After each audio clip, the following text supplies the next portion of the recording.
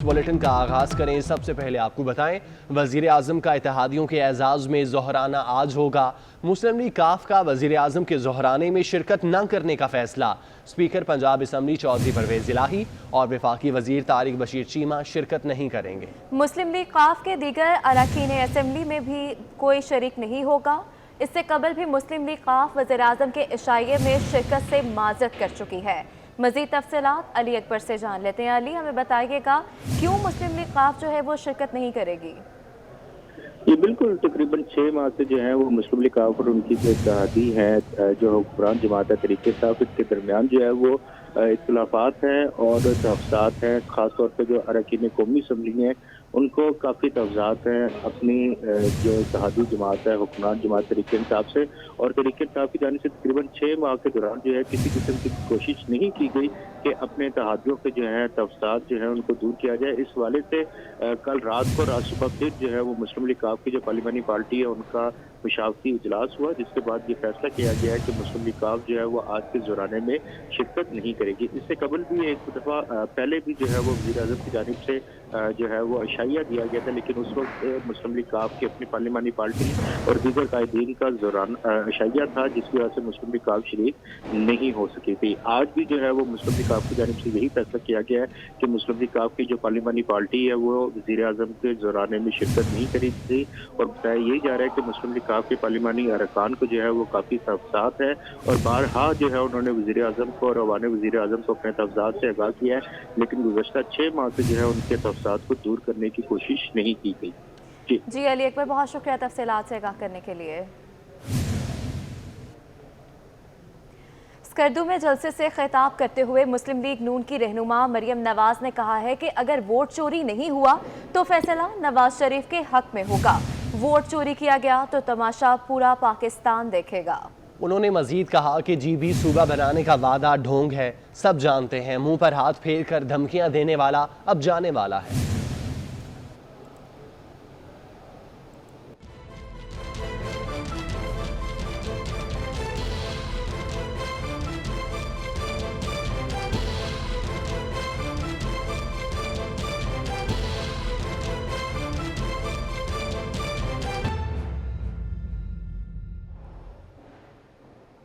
अमरीकी सदारती इंतखाबात की बात करें तो डेमोक्रेटिक पार्टी के उम्मीदवार जो बाइडन फैसला कुन फतह के करीब पहुंच गए।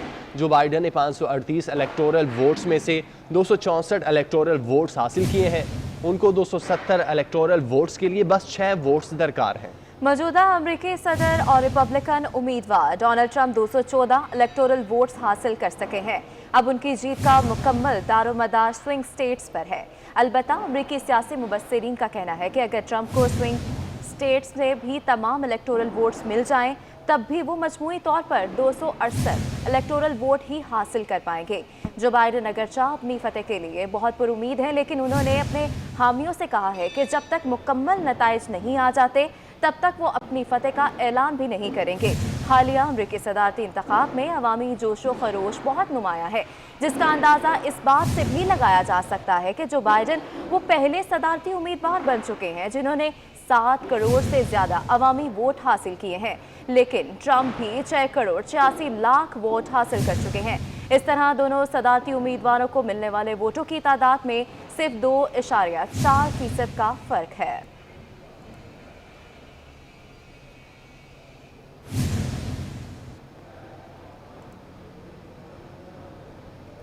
डोनाल्ड ट्रंप के बेटे एरिक ट्रंप ने विस्कॉन्सिन इंतखाबात को धांधली ज़दा करार दे दिया। एक ट्वीट पैगाम पर रद्द-ए-अमल देते हुए लिखा, ये मुकम्मल धांधली है। ट्वीट सारिफ ने कुछ आदाद शुमार दिखाए जिसमें रवा इलेक्शन में विस्कॉन्सिन में वोटर्स का टर्न आउट 89% से ज़ायद बताया गया।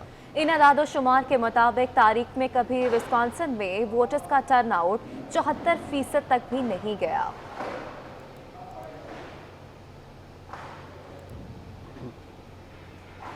धांधली के इल्जामात के बाद सदर ट्रंप की इंतखाबी मुहिम के मैनेजर ने विस्कॉन्सिन में वोटों की दोबारा गिनती के मुतालबे का इशारा दे दिया। ट्रंप की इंतखाबी मुहिम के मैनेजर बिल स्टेपियन का कहना है, रियासत विस्कॉन्सिन में नताइज इस कदर कम फर्क से सामने आ रहे हैं, यही वजह है सदर ट्रंप दोबारा गिनती का मुतालबा कर रहे हैं। धांधली के इल्ज़ामात के बाद सदर ट्रंप की इंतखाबी मुहिम के मैनेजर ने विस्कॉन्सिन में वोटों की दोबारा गिनती के मुतालबे का इशारा दे दिया।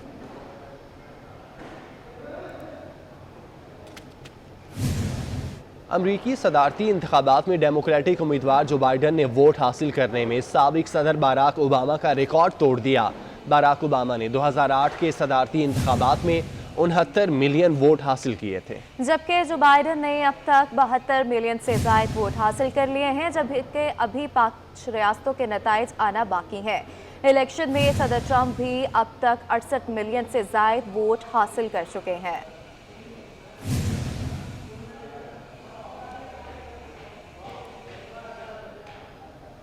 अमरीकी इलेक्शन में एक मुर्दा रुकन कांग्रेस मुंतखब हो गया। 55 साला डेविड जनूबी डकोटा के ज़िला आज की नशिस्त से अमरीकी ऐवान ज़ेरी का उम्मीदवार था, जिसका इलेक्शन मुहिम के दौरान कोरोना वायरस के बायस इंतकाल हो गया था। डेविड ने मजमूई तौर पर 35% से ज़्यादा वोट हासिल किए। उन्हें तमाम वोट डाक के जरिए पड़े थे। डेविड ने 5 अक्टूबर को अपनी मौत से कबल भरपूर इंतखाबी मुहिम चलाई थी।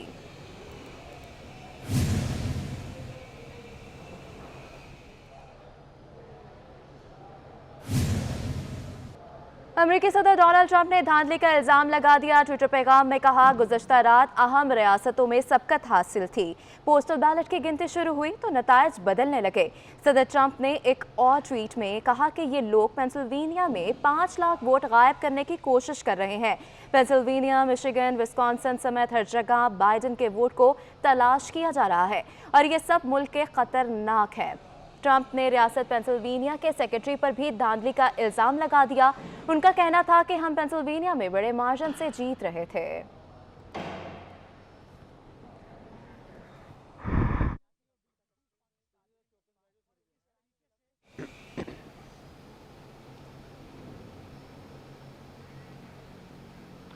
अमरीकी इंतखाबात में सेनेट के अरकान का भी चुनाव, 35 सेनेटर्स को मुंतखब कर लिया गया।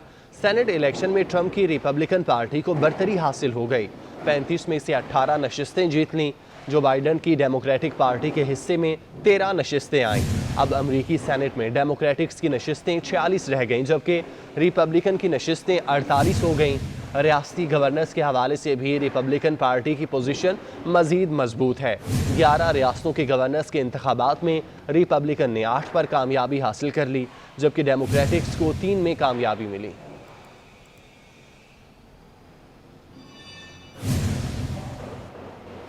अभी आपको बराह रास्त लिए चलते हैं कराची, जहां पर तर्जुमान सिंध हुकूमत मुर्तज़ा वहाब न्यूज़ कॉन्फ्रेंस कर रहे हैं। देखिए, इसके जो डेवलपमेंट है उसके 3 हिस्से हैं। पहला हिस्सा है फुटबॉल ग्राउंड, जो कि ग्रास ओरिएंटेड होगा, उस पर घास लगाई जाएगी तो ग्रीन फील्ड होगी। हॉकी के लिए जो हमारे हॉकी एक्सपर्ट्स हैं, जो बैनुल-अक़वामी पाकिस्तान के प्लेयर्स हैं, उनसे मशावरत की जा रही है।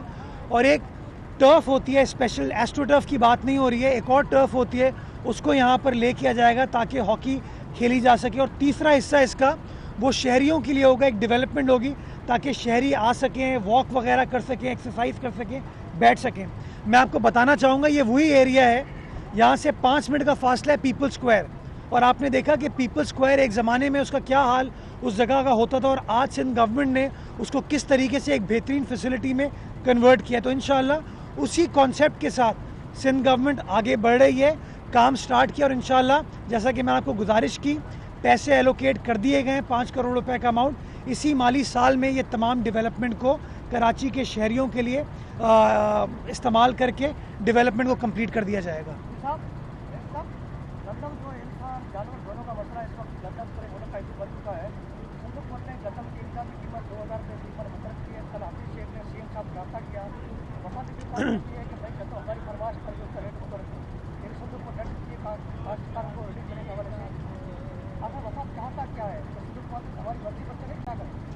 देखिए, वफाक क्या चाहता है मुझे नहीं पता, मैं उसके बारे में बात नहीं कर सकता, लेकिन सूबा सिंध बड़ा वाज़ेह तौर पर एक चीज़ चाहता है कि पाकिस्तान एक ज़रई मुल्क है और हम गंदम के हवाले से, चीनी के हवाले से हमें ख़ुद कफ़ील होना चाहिए।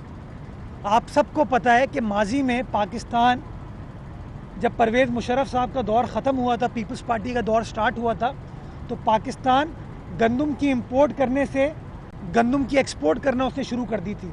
क्यों? क्योंकि पीपल्स पार्टी की हुकूमत ने प्रो फार्मर पॉलिसी स्टार्ट की, आपने गंदम के रेट्स में इजाफा किया, तो आपका जो हारी था उसने इनकरेज फील किया कि वो ज़्यादा से ज़्यादा गंदम की काश्त करे। नतीजा ये हुआ कि पाकिस्तान में गंदम वाफिर मकदार में प्रोड्यूस हुई और 2018 तक हमें गंदम की कोई शॉर्टफॉल नहीं थी। अब हमें गंदम की शॉर्टेज का सामना है। तो सिंध हुकूमत ने ये जो 2000 रुपये का रेट मुख्तस किया, वो अपने किसान को, अपने हारी को मुस्तफ़ीद करने के लिए, उसको इनकरेज करने के लिए रेट प्रपोज किया, ताकि हारी का अगर पेट भरा हुआ होगा, अगर हारी सेटिस्फाइड होगा, आपका किसान सेटिस्फाइड होगा, तो वो बड़ी तादाद में गंदम की काश्त कर पाएगा। और अगर बड़ी तादाद में गंदम की काश्त होगी तो इंशाअल्लाह हम गंदम के हवाले से ख़ुद कफ़ील होंगे। इसीलिए हमने ये रेट को प्रपोज़ किया वफाकी हुकूमत को, और उम्मीद करते हैं कि वफाकी हुकूमत को लॉन्ग टर्म सोचना चाहिए। अगर हमारा किसान का पेट नहीं भरा होगा, अगर हम किसान को कम रेट्स पर गंदम को, चीनी को, मुख्तलिफ अपनी पैदावार को कम रेट पर बेचने पर मजबूर करेंगे, तो फिर किसान बेचारा सही तरीके से काश्त नहीं कर पाएगा। नतीजा ये होगा कि हम गंदम को इंपोर्ट कर रहे होंगे, चीनी को इंपोर्ट कर रहे होंगे, चावल को, कपास को खुदा न खास्ता इंपोर्ट कर रहे होंगे। तो हम चाहते हैं कि हमारा किसान इनकरेज फील करे, वो मोटिवेटेड फील करे, और इसलिए हमने ये ऐलान किया और उम्मीद करते हैं कि हमारी वफाकी हुकूमत अपने किसानों की, अपने हारियों की मुश्किलात को समझते हुए एक रैशनल पॉलिसी का ऐलान करेगी। अच्छा, ये गंदम की बात है, गंदम की अगर बात करें तो गंदम बुहरान का जिम्मेदार कल भी शिबली फराज ने सिंध हुकूमत को करार दिया है। तो आप लोग इस तरह के क्यों मामला करते हैं कि वफाकी हुकूमत बेचारी फिर परेशान हो जाती है, कभी रेट बढ़ा देते हैं, कभी गंदम को जखीरा कर लेते हैं, रिलीज नहीं करते हैं। तो ये वाकई में वफाकी हुकूमत के खिलाफ आप साजिश कर रहे हैं। और दूसरा, बिलियन ट्री भी कोई मंसूबा था, उसके बारे में कुछ नहीं? अच्छा, बिलियन ट्री मंसूबा जो वफाकी हुकूमत का था, उसके बारे में शायद मीडिया पे बड़ी ख़बरें चलती हैं और नैब के हवाले से ही बात की जाती है, लेकिन हमें कुछ होता हुआ नज़र नहीं आता। तो मैं समझता हूँ कि अगर बेज़ाब्तगी हुई है, जो कि मीडिया बार बार आइडेंटिफाई करता है बिलियन ट्रीज़ के हवाले से, चूँकि लॉजिकली ये बात अकल नहीं मानती आपकी कि बिलियन ट्रीज़ लगाने के लिए जितनी ज़मीन आपको चाहिए होगी वो खैबर पख्तूनख्वा, ज़रा सोचने की ज़रूरत है। और अगर नैब वाले NICVD पर रेड कर सकते हैं, नैब वाले सिंध से ताल्लुक़ रखने वाले वुज़रा के घरों पर रेड कर सकते हैं, सिंध से ताल्लुक़ रखने वाले ब्यूरोक्रेट्स के घरों पर रेड कर सकते हैं, तो मैं समझता हूँ मदीने की रियासत के दावेदार जो अपने आप को कहते हैं, ज़रा उनसे पूछगछ ही कर लें, चले रेड ना करें कि उन्होंने वो 1 अरब दरख्त कहाँ लगाए हैं। 1 बिलियन एक बहुत बड़ा नंबर होता है। अगर 1 बिलियन ट्रीज आज से 7 साल पहले लग गए होते तो आज पाकिस्तान के अंदर क्लाइमेट चेंज के वो असरात नहीं आ रहे। तर्जुमान सिंध हुकूमत मुर्तज़ा वहाब न्यूज़ कॉन्फ्रेंस कर रहे हैं। नवाज शरीफ, शहबाज शरीफ और चौधरी निसार समेत दीगर के खिलाफ कत्ल का मुकदमा खारिज कर दिया गया। इंसदादी दहशत गर्दी अदालत के जज राजा जवाद अब्बास ने महफूज फैसला सुना दिया है। इसी हवाले से मज़ीद तफसीलात जानते हैं। एहतशाम कियानी हमारे साथ मौजूद हैं। एहतशाम, क्या तफसीलात हैं?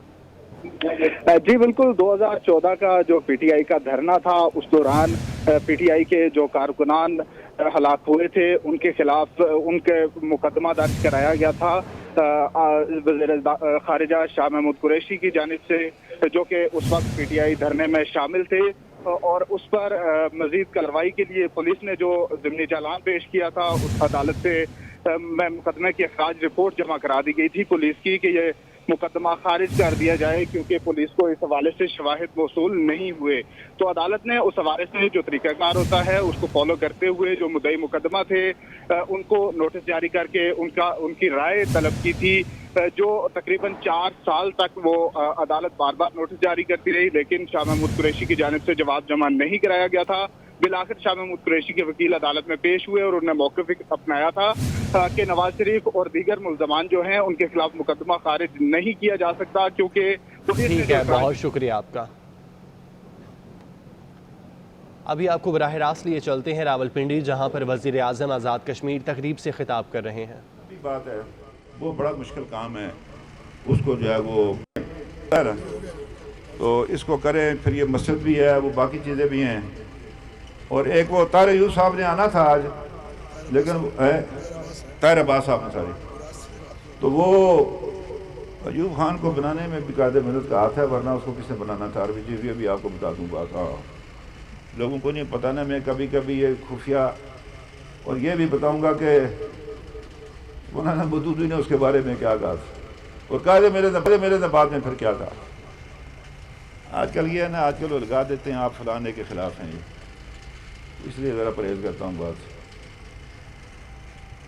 तो ये इसमें उन्होंने आना था, अभी मुझे फ़ोन किया, सड़क में ट्रैफिक थी तो वो नहीं आ पाए। अवाम के हुकूक को समझता है, सूबों के हुकूक को समझता है, गिलगित बल्तिस्तान कश्मीर की आवाज़ को सुनता है। गरीब आदमी हो, किसान हो, मजदूर हो, अमीर हो, गरीब हो, छोटा हो, बड़ा हो, उसकी बात सुनने को तैयार है।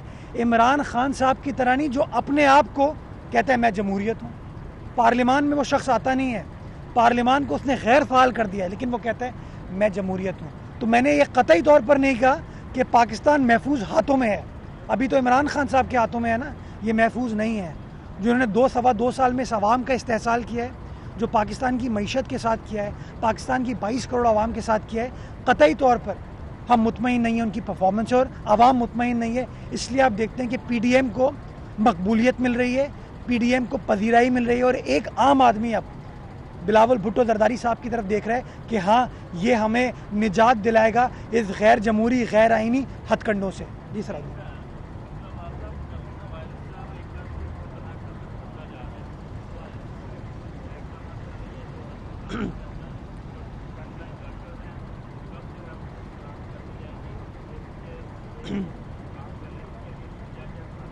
देखिए, पीपल्स पार्टी की सिंध हुकूमत ने पहले दिन से ये चीज़ बड़ी कैटेगोरिकली कही थी कि हमारी जंग कोरोना से है, बट पीटीआई की वफाकी हुकूमत या पीटीआई की क़यादत ने सोचा कि शायद वो जंग कोरोना से नहीं है, उनकी सिंध हुकूमत से है, और इसलिए वो बयानबाजी का एक प्रोसेस स्टार्ट होता है। हमने माजी में भी बड़ा प्रोएक्टिव अंदाज से कोरोना की रोकथाम के लिए काम किया, और आपने देखा कि वो जो टाइमली फ़ैसले सिंध हुकूमत ने किए थे, उन टाइमली फ़ैसलों की वजह से कोरोना वायरस के केसेस में कमी आई, कोरोना वायरस के केसेस के फैलाव को हम रोक सके, और एक बार फिर सिंध हुकूमत उसी प्रोएक्टिव अंदाज से काम करेगी। मैं अभी भी आप तमाम दोस्तों को एक ही गुजारिश करना चाहूँगा कि चूँकि वफाकी हुकूमत ख़ुद SOPs को फॉलो नहीं करती सही तरीके से, आवाम जिम्मेदारी का मुजाहरा करे। हमें किसी वफाकी हुकूमत की ज़रूरत नहीं है कि हमें बताए क्या करने की ज़रूरत है। हमें ज़िम्मेदार शहरी के तौर पर, ज़िम्मेदार इंसान के अपना। तर्जुमान सिंध हुकूमत मुर्तज़ा वहाब न्यूज़ कॉन्फ्रेंस कर रहे थे। दूसरी जानिब वज़ीर आज़म आज़ाद कश्मीर राजा फ़ारूक हैदर तकरीब से खिताब कर रहे थे, और लाहौर में आज़म सलाती तकरीब से खिताब कर रहे थे। मुख्तलिफ ममालिक में पाकिस्तानी मिशंस में खिलाफ ज़ाब्ता भर्तियों का इंकशाफ हुआ। पाकिस्तानी मिशंस ने मुकामी स्टाफ की भर्तियों के लिए इश्तिहार दिया और ना ही वजारत ख़जाना से मंजूरी ली। पाकिस्तानी मिशंस में खिलाफ ज़ाब्ता भर्तियों से कौमी ख़जाने को 7 करोड़ रुपए से ज़ायद का नुकसान पहुँचा। विंगशिंगटन में पाकिस्तानी मिशन के मुकामी मुलाजमीन को HEC के फंड से भी अदायगियों का इंकशाफ हुआ है। मज़ीद तफसीलात ज़िशान अली भट्टी से जान लेते हैं। ज़िशान, तफसीलात से आगाह कीजिएगा। जी बिल्कुल, देखिए ऑडिट रिपोर्ट में ये इंकशाफ हुआ है कि जो पाकिस्तानी मिशन है वाशिंगटन में, अक़वाम मुत्तहिदा, न्यूयॉर्क और बर्मिंघम में, लंदन समेत, उसमें जो है ना ही इख्तियार दिया गया था भर्तियों के लिए मुकामी स्टाफ को वहाँ पे रखा गया, जबकि HEC के जो फंड थे उससे भी अदायगियाँ दी गई हैं। जो ऑडिट रिपोर्ट है उसमें ये बताया गया कि अक़वाम मुत्तहिदा न्यूयॉर्क में पाकिस्तानी मिशन ने 60 साल से ज्यादा उम्र के मुकामी मुलाज़मीन को $1,42,000 की अदायगी की है, जबकि वाशिंगटन में HEC के फंड से मुलाजमीन को $56,000 की रकम अदा की गई है। जबकि बर्मिंघम की बात की जाए तो गुज़िश्ता 2 बरस के दौरान वज़ारत ख़ारजा की मंजूरी के बगैर ही पाकिस्तानी मिशन ने 79,000 पाउंड अदा किए हैं, और ये वज़ारत ख़ारजा में 2018-19 के दौरान भी आर्मी मुलाजमीन को 40 लाख रुपये से ज्यादा रकम दी गई है। ऑडिट हुकाम ने वज़ारत ख़ारजा को मामले की इंक्वायरी करके ज़िम्मेदार का तयन करने का भी हुक्म दे दिया, जबकि ऑडिट हुकाम ने मुस्तक़बिल में बगैर किसी मंजूरी और इश्तिहार की ऐसी भर्तियाँ करने से रोक दिया है। जी ज़िशान, बहुत शुक्रिया। बलोचिस्तान से ताल्लुक़ रखने वाले कौमी क्रिकेटर बिस्मिल्लाह खान का कोरोना टेस्ट मनफी आ गया। बिस्मिल्लाह खान कराची में क्वारंटीना में है। उनका दूसरा कोरोना टेस्ट आइंदा हफ्ते होगा। टेस्ट मनफी आने पर घर भेज दिया जाएगा। बलोचिस्तान से ताल्लुक़ रखने वाले कौमी क्रिकेटर बिस्मिल्लाह खान का कोरोना टेस्ट मनफी आ गया। बिस्मिल्लाह खान कराची में क्वारंटीना में है। उनका दूसरा कोरोना टेस्ट आइंदा हफ्ते किया जाएगा।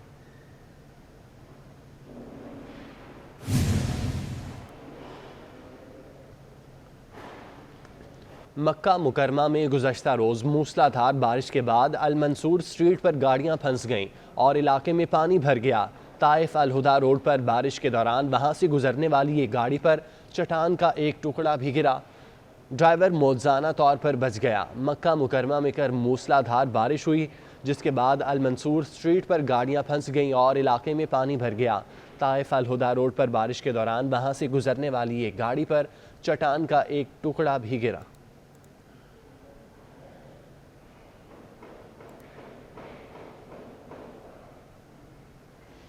पाकिस्तान में चीन के नए सफ़ीर नोंग डोंग ने वजारत ख़ारजा में वज़ीर ख़ारजा शाह महमूद कुरैशी से मुलाकात की। दो तरफ़ा ताल्लुकात, कोरोना, आलमी वबाई सूरत हाल समेत बाहमी दिलचस्पी के अमूर पर तबादला ख्याल किया गया। पाकिस्तान में चीन के नए सफ़ीर हैं नोंग जोंग, जिन्होंने वजारत ख़ारजा में वज़ीर ख़ारजा शाह महमूद कुरैशी से मुलाकात की है। दो तरफ़ा ताल्लुकात, कोरोना, आलमी वबाई सूरत हाल समेत बाहमी दिलचस्पी के अमूर पर तबादला ख्याल किया गया।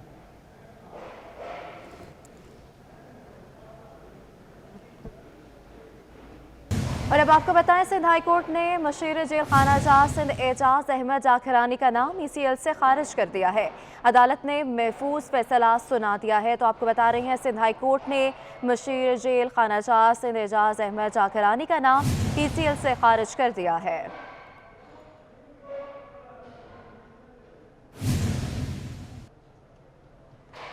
नवाब शाह की यूनियन कौंसिल हूत फकीर के गवर्नमेंट प्राइमरी स्कूल बहाली का शिकार है। स्कूल में ना पीने का पानी है, ना बिजली, वॉशरूम भी मौजूद नहीं है। स्कूल की इमारत भी खस्ता हाल हो चुकी है। तलबा दरख्तों तले तालीम हासिल करने पर मजबूर हैं। सरकारी स्कूल में सहूलतें ना होने से तलबा सरापा एहतजाज है, जबकि तलबा और साथी ने वज़ीर तालीम सिंध से फौरी तौर पर नोटिस लेने का मुतालबा किया है।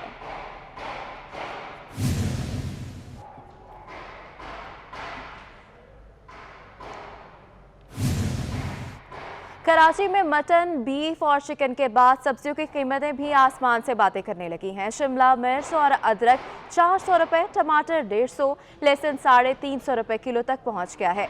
मज़ीद तफसीलात इरफान अब्बासी से जान लेते हैं, जो इस वक्त पंजाब चरंगी की मार्केट में मौजूद हैं। इरफान, बताइएगा क्या सूरत हाल है यहाँ? जी बिल्कुल, मटन हो चाहे बीफ हो, चिकन हो, हर चीज़ के जो रेट हैं वो इंतहाई जो है वो बुलंद तरीन कीमतों के ऊपर पहुंच चुके हैं। सब्जियों का अगर जिक्र करेंगे तो सब्जियों में शिमला मिर्च जो है वो इस वक्त 400 रुपये किलो फ़रोख्त की जा रही है। इसी तरह से टमाटर के जो रेट है वो इस वक्त 150 रुपये किलो से भी तजावुज़ कर चुके हैं। अदरक, लहसुन, प्याज, आलू, तमाम की तमाम जो सब्जियां, इनकी कीमतों के अंदर होशरबा इजाफा देखने में आ रहा है। जो लोग हैं काफ़ी ज़्यादा परेशान हैं कि जो कीमतें वो कंट्रोल क्यों नहीं हो रही हैं, अचानक से क्यों कीमतों के ऊपर पल लग रहे हैं, और फिर सुबह कीमतें कुछ होती हैं, शाम में कुछ होती हैं, और फिर दूसरे दिन कीमतें कुछ हो जाती हैं। मेरे साथ कुछ सार्फिन मौजूद हैं। आप बताइएगा, ये कीमतें इतनी ज़्यादा हो रही हैं, एक आम आदमी, गरीब आदमी किस तरीके से गुजारा कर सकता है? नहीं, वाकई में गरीब आदमी के लिए तो बहुत मुश्किल है गुजारा करना, और महंगी हैं सब सब्जियां वगैरह, हर चीज़ ही बहुत महंगी है। जो सार्फिन है उनका कहना है कि किसी भी चीज़ को आप ले लें, उस चीज़ के ऊपर रेट बहुत ज़्यादा है। कीमतों का तयन करने वालों को इस जानिब तवज्जो देनी पड़ेगी, देखना होगा किस तरीके से कीमतों को कंट्रोल किया जा सके, ताकि जो आम आदमी है वो सुकून से 2 वक्त की रोटी खा सके। और यहाँ जो शहरी हैं उनका भी यही कहना है कि इस हवाले से हुकूमतों को तरजीही बुनियादों पर काम करना होगा। ठीक है इरफान, बहुत शुक्रिया आपका। फ्रांस में गुस्ताखाना खाकों की अशात के खिलाफ सांगला हिल में अमन इत्तेहाद कमेटी के ज़ेर एहतमाम रैली निकाली गई। शुरका ने फ्रांस के खिलाफ शदीद एहतजाज किया और नारेबाजी की। सदर अमन इत्तेहाद कमेटी डॉक्टर कमर अब्बास ने कहा कि हुकूमत फ्रांस के साथ सफारती ताल्लुकात ख़त्म करे और मईशत पर कड़ी ज़रब लगाने के लिए मुस्लिम ममालिक फ्रांस की मसनूआत का बाइकआउट करे। तो आपको बता रहे हैं, फ्रांस में गुस्ताखाना खाकों के इशात के खिलाफ सांगला हिल में अमन इत्तेहाद कमेटी के ज़ेर एहतमाम रैली निकाली गई।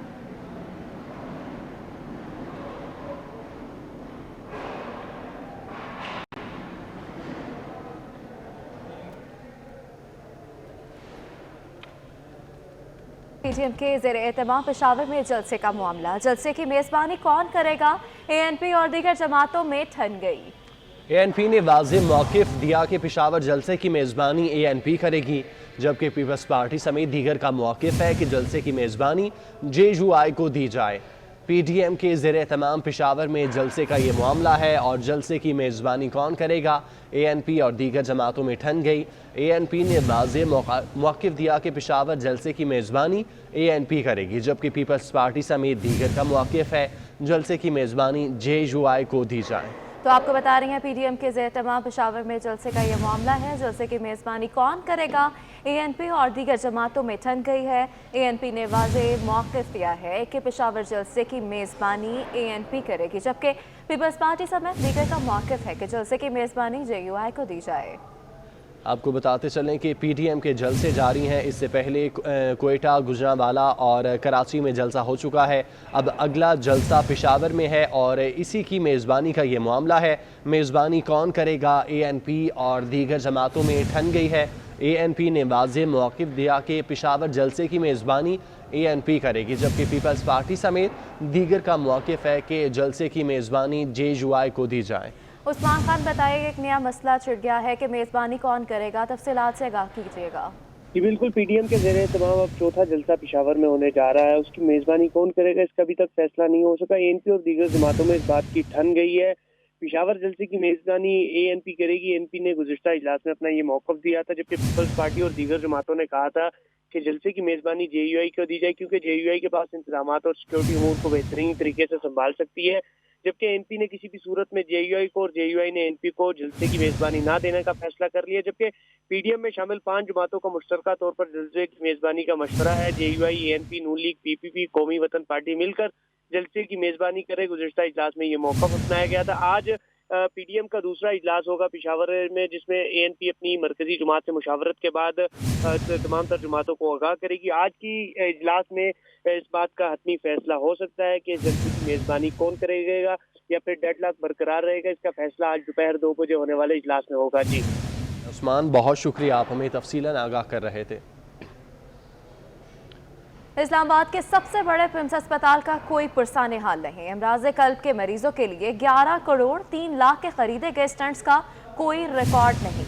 ऑडिट रिपोर्ट के मुताबिक स्टॉक रजिस्टर और ऑडिट के दौरान इंतजामिया की जानिब से फराहम करदा रिकॉर्ड में गड़बड़। पिम्स इंतजामिया स्टंट की खरीदारी, इस्तेमाल, कितने मुस्तहिक अफराद को दिए और कितनी रकम वसूल हुई पेश न कर सकें।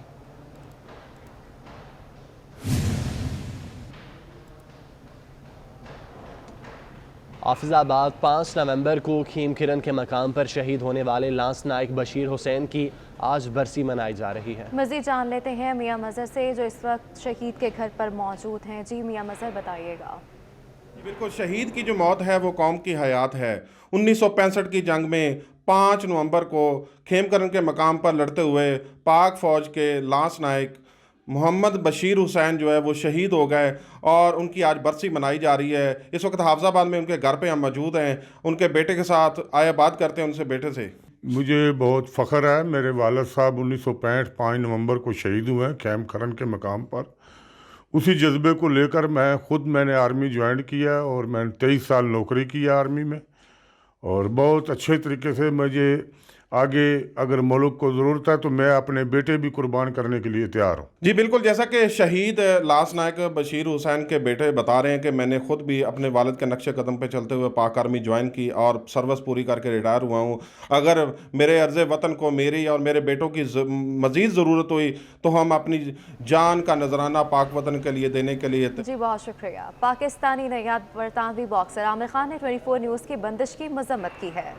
आमिर खान का कहना है कि 24 न्यूज़ की बंदिश से मायूस हूँ। 24 न्यूज़ ने स्पोर्ट्स समेत हर मौके पर हमेशा मुस्बत सरगर्मियों की हौसला अफजाई की है। Hi everybody, this is Amir Khan. So, I'm a little bit disappointed seeing News 24.